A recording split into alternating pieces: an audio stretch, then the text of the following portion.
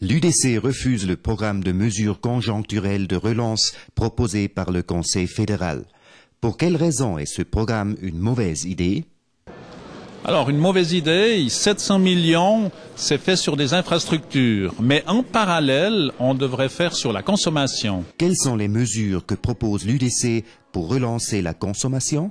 L'UDC demande que les taxes et les impôts qui frappent une fois encore les ménages et les entreprises soient réduites afin d'augmenter le pouvoir d'achat dans notre pays. Est-ce que les Suisses achètent plus s'ils payent moins des taxes? C'est un risque qu'ils gardent la monnaie.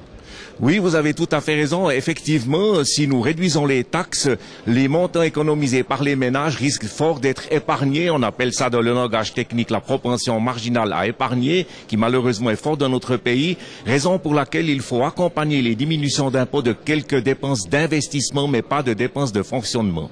L'abaissement des taxes, surtout de la TVA, est la mesure la plus importante.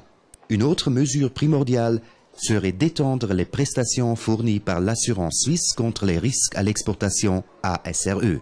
Alors, on sait qu'il est relativement difficile d'intervenir pour l'industrie d'exportation. Cette industrie est dépendante des marchés, du cours du franc, et je crois que quelques assouplissements dans le cadre de cette garantie du risque à l'exportation devraient, si possible, permettre de faciliter certaines affaires. Il s'agit notamment de préfinancement durant la durée de construction des installations, etc. Ou bien de cautionnement indirect à des organismes de financement. C'est un sujet relativement technique, mais je crois que c'est une des rares mesures qu'on peut faire en faveur de l'industrie d'exportation.